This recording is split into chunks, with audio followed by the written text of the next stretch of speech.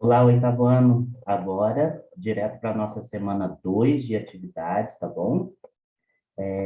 A semana 2, a habilidade que nós vamos trabalhar é a mesma habilidade que nós trabalhamos na semana um, né? Que será pesquisar e analisar como a violência e o desrespeito às ideias subjetivas e a corporeidade das pessoas afetam as relações e produzem problemas na vida em sociedade.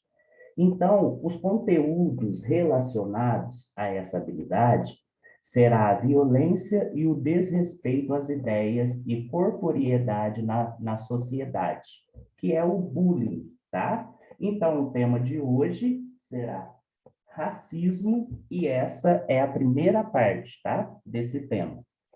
Essa semana, vamos continuar nossa discussão sobre intolerância, aprofundando no racismo como sua manifestação.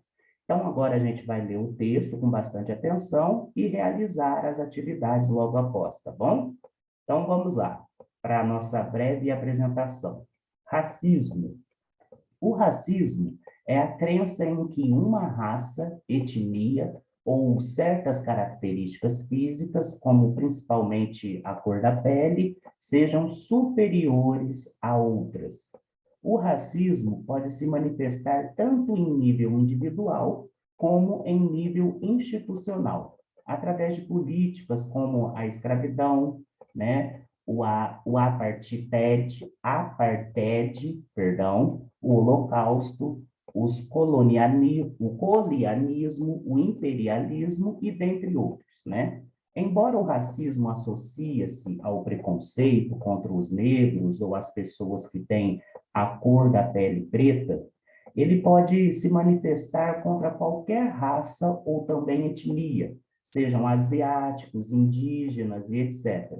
Convém lembrar que a prática do racismo no Brasil é considerada um crime inafiançável, com pena de até 3 anos de prisão. Agora a gente vai entender um pouquinho mais sobre os tipos de racismo. Vejamos agora os principais tipos de racismo. Número 1, racismo individual. O racismo individual é expresso em atitudes discriminatórias individuais, através de estereótipos, insultos e rejeição a uma pessoa que não possua as mesmas características étnicas que a sua. Dessa maneira, temos expressões como é preto, é mais limpinho, o índio bom é o índio morto, né? Que revelam o profundo desprezo a todo esse grupo. Agora, número 2, racismo institucional. O racismo institucional é aquele exercido pelas instituições, como o Estado, a igreja, as empresas privadas, né, e públicas, do qual certos grupos étnicos, né, como negros ou índios, são marginalizados e rejeitados, seja direta ou indiretamente. Um dos maiores exemplos foi o apartheid, né, na África do Sul, quando os negros estavam proibidos de frequentar os mesmos lugares que os brancos.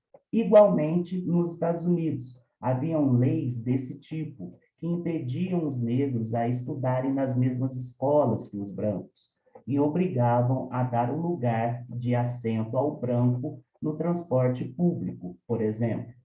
Agora, o racismo cultural resulta na crença que existe superioridade entre as culturas existentes, no amplo sentido de que cultura engloba religião, costumes, línguas, dentre outros, né? O racismo cultural, ele foi usado como justificativa para colonizar e dominar territórios desde a antiguidade. Na época moderna, esse tipo de racismo pode incluir elementos do racismo institucional e também do individual.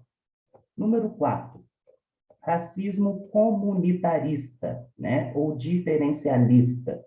O conceito de comunitarismo ganhou força nos anos 80, na contraposição ao individualismo.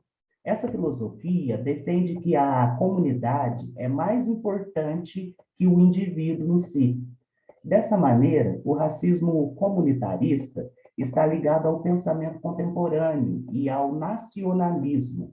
Ele se torna racista na medida que sempre privilegia, né, a sua comunidade em detrimento de outra. Como consequência, o racismo comunitarista se dirige a um grupo como uma aldeia indígena, por exemplo, né? Uma comunidade quilombola, né? E não só aos indivíduos específicos. Racismo ecológico, ambiental. O racismo ecológico é detectado quando as populações periféricas não recebem o mesmo tratamento que uma área central. Um exemplo disso são as desapropriações realizadas de maneira arbitrária para dar lugar a represas ou instalações de eventos esportivos, ou quando uma empresa de país desenvolvido vende um produto para um país em desenvolvimento que não cumpre as mesmas regras do seu país de origem. Também a destruição do meio ambiente, afetando grupos e comunidades baseados na aplicação desigual da legislação, e é considerada como racismo ambiental. Racismo estrutural. Discriminação racial enraizada na sociedade. Isso é, o racismo estrutural não diz respeito ao ato discriminatório isolado, como xingar alguém por conta da sua cor da pele, por exemplo, ou até mesmo um conjunto de atos dessa natureza. Ele representa um processo histórico em que as condições de desvantagens e privilégios a determinados grupos étnicos, raciais, são reproduzidos nos âmbitos políticos, econômicos, culturais e até mesmo nas relações cotidianas. Para quem quer saber mais desses tipos de racismo, aqui são referenciados 6, né? Para vocês que querem saber mais, é só acessar esse link aqui do YouTube, tá bom? E assistir, que eu tenho certeza que vai ajudar muito na compreensão do tema. Então, vamos para atividades, tá? Número 1. Classifique e justifique o tipo de racismo retratado nas manchetes a seguir. Então, aqui, nessa atividade, nós encontraremos várias manchetes, tá? Então, a gente vai analisar uma a uma e nós vamos tentar justificar, né, e identificar qual é o tipo de racismo que é retratado nessas manchetes. Então, vocês podem voltar aqui, ó, nessas páginas anteriores, né? Podem voltar, ler novamente e consultar, tá? Para que a gente possa identificar aí. Então, vamos lá. Nessa primeira manchete aqui, ó. Religiões de matriz africana são alvos de 59% dos crimes de intolerância.